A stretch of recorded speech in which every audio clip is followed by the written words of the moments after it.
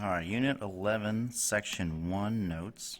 This is all about Pythagorean Theorem, special right triangles, and trig functions. So, hopefully this is some review. If not, that's okay. The first part, Pythagorean Theorem, we just want to find each missing length.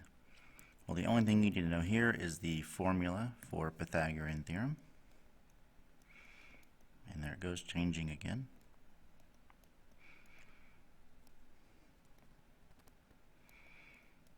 So if you don't know this, that's fine. I would write it down. If you do, then great. You don't have to write it down. A squared plus b squared equals c squared. That's it. So for these questions, you want to take the two numbers you have, plug them in, solve for the one you're missing. Now, c, maybe we should write this down. C is always the biggest number. So c is the biggest number.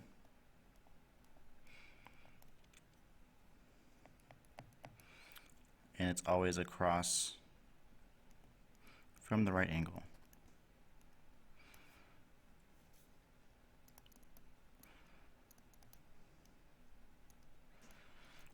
So whenever you get your answers, if c is not the biggest one, then you have done something wrong. Okay, so number one, if we look at our triangle, the right angle would obviously be right here because it creates a box. So across from that is c. So here's c. And then a and b don't matter. They can be either one. But c is the important one. Now I'm going to plug those in. So I have a squared, so I have 3 squared plus b squared is 4 equals c squared, which I don't know. Now I can solve. 3 squared is 9, 4 squared is 16, and I have x squared. 9 plus 16 is 25. And to get rid of the square, you do square root. Now, normally you would do the plus minus because we're adding a square root. But because we're talking about the length of something, you cannot have a negative length. That's not possible. So for all of these, whenever you do the square root, for this whole chapter, because it's all triangle lengths and stuff, so whenever you do square root, make sure you only do the positive number, since you cannot have a negative distance. This doesn't make sense. That's going backwards, but it's still positive. Alright, 5 equals x, and that's number 1. Number 2, very similar, except I switched 2 of the sides to show you the other situation you could have. So across from my right angle is c. Again, a and b don't matter. I would have 5 squared plus x squared equals 13 squared. 5 squared is 25. Still don't know x. 13 squared, 169. Okay, because I have the x on the same side as 25, I want to subtract 25 to the other side. That way I can solve. I now have x squared equals, when I subtract that, 9 minus 5 is 4, 6 minus 2 is 4, the 1, and I do square root. Okay, so only positive square roots for these. X equals 12. That is the first part, A. Okay, B. Hopefully you did this in geometry. If not, this might seem overwhelming, but that's why you got to practice. So before we do the problems, we have all this space, and there's this little chart I made down here to help. So I'm going to start with 45, 45, 90. Those are referring to the angle measures of the triangle. So if you have a 45, 45, 90 triangle, I have a triangle that looks like this. I have my little right angle right here. these are 45, and it will at least tell you on one, if not both. So as long as one of these is 45, they both are. Okay. Now on these triangles, I have two sides. Each side will be some number x, but it's important to know they are the exact same answer. So because my angles are the same, these sides are also the same. Now the hypotenuse, so across, this will be the same number as the other two sides times square root of 2. Okay? So there's some shortcut stuff I can give you that might help. So if you have legs, that's what they're called, the sides, the two x's. So if I have my legs,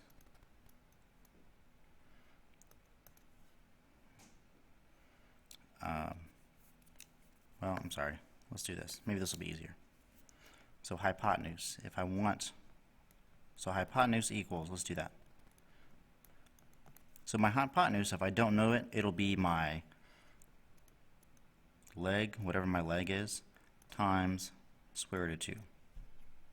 Okay? That's all I got to do to find the hypotenuse. My leg will equal my hypotenuse divided by square root of 2. So whatever my hypotenuse is divided by square root of 2. And remember, you can't have a square root in the bottom. So if it's in the bottom, you got to rationalize, right? So that's where you may or may not have to do. So if I have some number, let's say 3, which is an example, I would do times square root of 2 over 2, which then would give me 3 square root of 2 over square root of 4, which is 3 square root of 2 over 2. So that's an example. If I have something like that, which you will on the homework. Yeah. So let's say 45, 45, 90. There's only two things I can do with that one, either hypotenuse or leg, since the legs are both the same. My second one that I could have, the second triangle, is called a 30, 60, 90. Let me separate that though. So I have 30 degrees, 60 degrees, and 90 degrees. So these, notice all these measurements are different, therefore all three sides are different. Okay. So let's say this is 30 and this is 60. Then the 90 is the square, right, the box. So across from the 30, down here, is going to be some number. Okay, this is also called the shorter leg because it's the shorter or shortest angle. Across from the 60 is going to be that same number, x, times square root of 3. This is called the longer leg.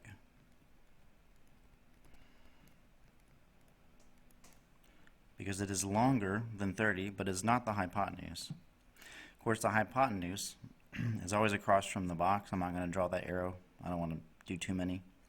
But that one will be 2 times x, whatever the shorter leg is. Okay, and then if you need to, you can write hypotenuse.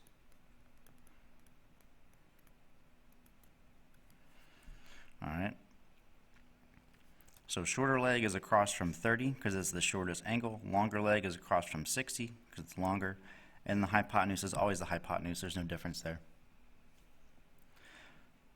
And then I made this little chart that should help, especially when you get to different situations or different scenarios. So let's go through and fill this out. You have the shorter leg. So if you have the side across from 30, the longer leg will equal the shorter leg times square root of 3. So that's shorter leg, right, SL. And then you have the shorter leg, the hypotenuse will be the shorter leg times 2. And again, we'll do this here in a minute. The next one, you have a longer leg. So you have the side across from 60.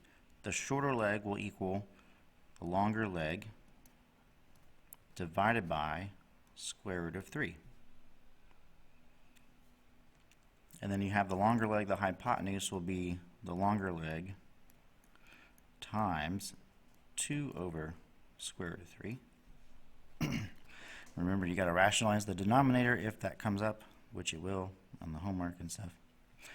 Last one, you have the hypotenuse. So if you have the one across from the box, that 2x, the long side, you have the hypotenuse. The longer leg is the hypotenuse times square root of 3 over 2. And the shorter leg is simply the hypotenuse divided by 2. Now, this chart might look confusing at first. It'll help as you start doing the practice and the homework. So using all this information, I know it seemed like a lot. Let's go ahead and do number 3. Find each missing length. Okay. So these are 45, 45, 90. That's this kind of triangle. So if I look down here, notice my two sides, this side and this side, are the exact same number. So if I have this side, that's 6, that means this side is also 6. Okay, they're the exact same thing. And then across the hypotenuse is the same number times square root of 2, which I also gave you over here in this little formula, right? Hypotenuse is a leg times square root of 2. If my leg is 6, it'd be 6 times square root of 2. I can't do anything, so I just leave it. So just to write this out, we have x equals 6, y equals 6 square root of 2. And then that's my answer. Well, answers. Okay, number 4. This is the other triangle, right? So my shorter leg is 8. So here's shorter leg. My longer leg is x. And then my hypotenuse. So I can use the picture if you want to, if that helps. You can use this chart if that helps, whichever way. But if I'm looking at this picture, as soon as it shows up, so I have the shorter leg. I want longer leg and hypotenuse. Okay, I have the shorter leg right here. So longer leg is the shorter leg times square root of 3. Okay. Shorter leg is 8, so 8 times square root of 3. That was easy. All right, now, top row still. Hypotenuse equals shorter leg times 2. All right. Hypotenuse, shorter leg is 8, so 8 times 2, which is 16. Number 4, I would have x equals 8 square root of 3, y equals 16. And that's it. So again, you can, if that chart helps, use the chart down there in the table. If the picture helps, use the picture. I will say I've made all these triangles face the same direction, and the numbers aren't going to switch on you, so you don't have to worry about that. I just want you to get used to doing this and using the concepts, right? Doing the process. Alright, last side. Trig functions. Hooray. Maybe you like trig. Maybe trig is easy for you.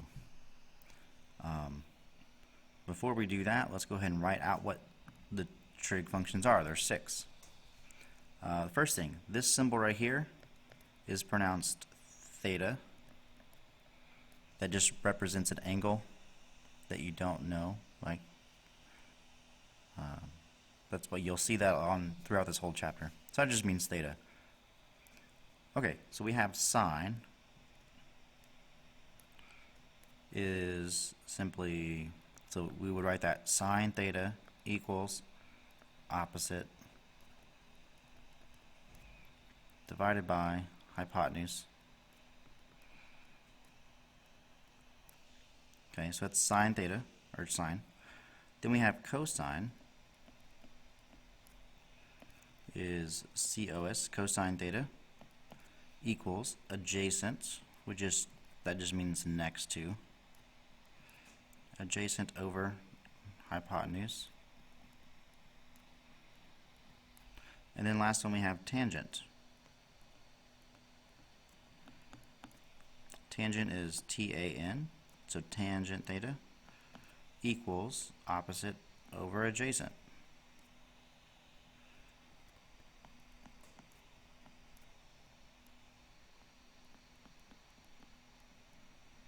Alright, those are the three basic ones. I think most people kind of are familiar with that, or kind of know what they are.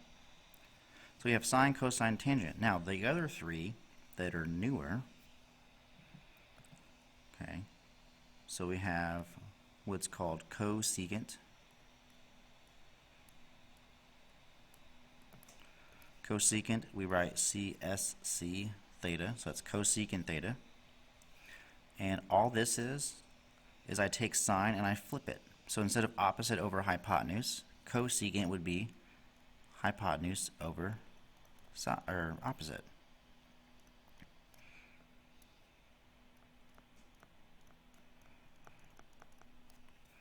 Okay, so cosecant, you just flip sine. Now the next one, cosine, we would have secant. See how the one has a one doesn't? So sine cosecant and then cosine secant, they're opposite. Secant would be SEC theta, so secant theta, and cosine is adjacent over hypotenuse. Secant would be hypotenuse over adjacent. Just flip it.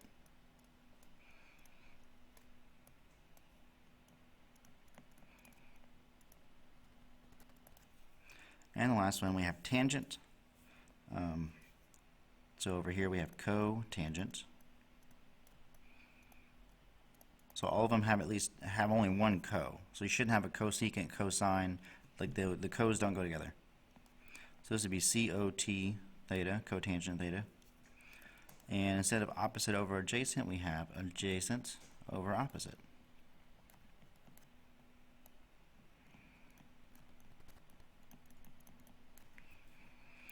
Okay. Now, if you want, you can also add, like for cosecant, all you do is just flip sine. For secant, you flip cosine. Whoops. And for cotangent, you flip tangent.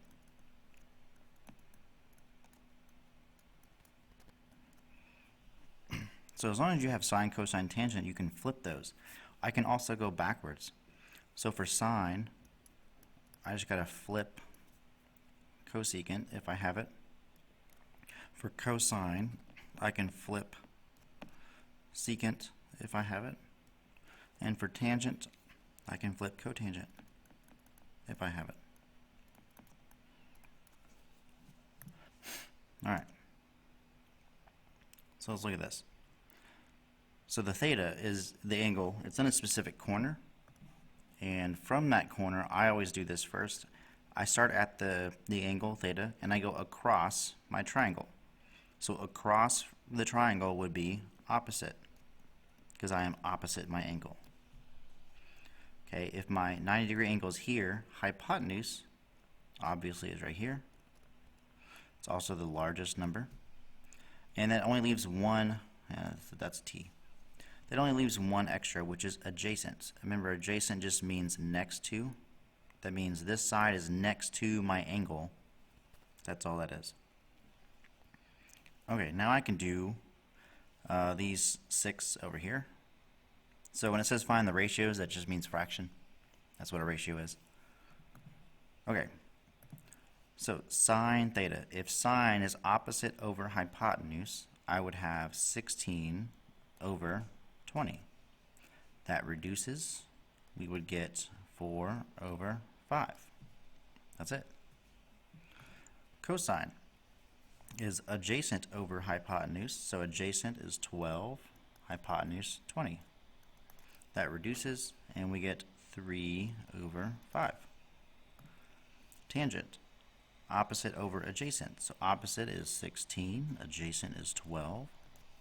That reduces to 4 over 3. Now, since all we have to do is flip sine, cosine, and tangent to get these other 3, these are very easy to get. Sine is 4 over 5, cosecant 5 over 4.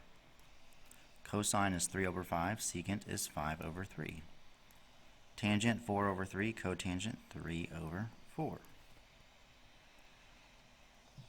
And that's it for 5.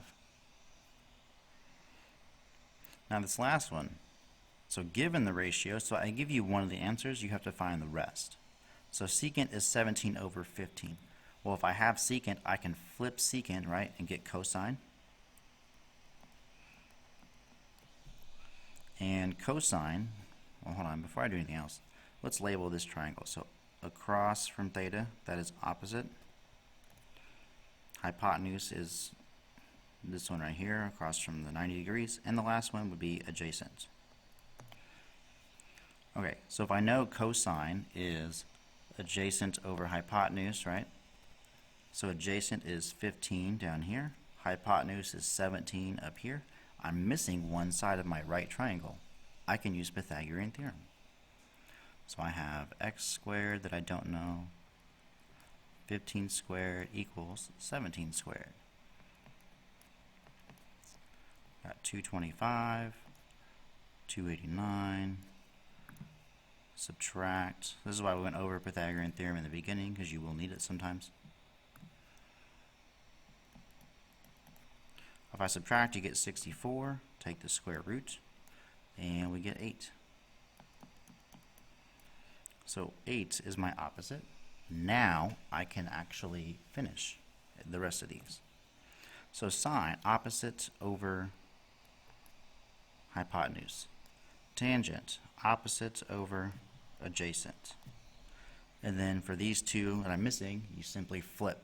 Cosecant, 17 over 8, and cotangent, 15 over 8. And that's it.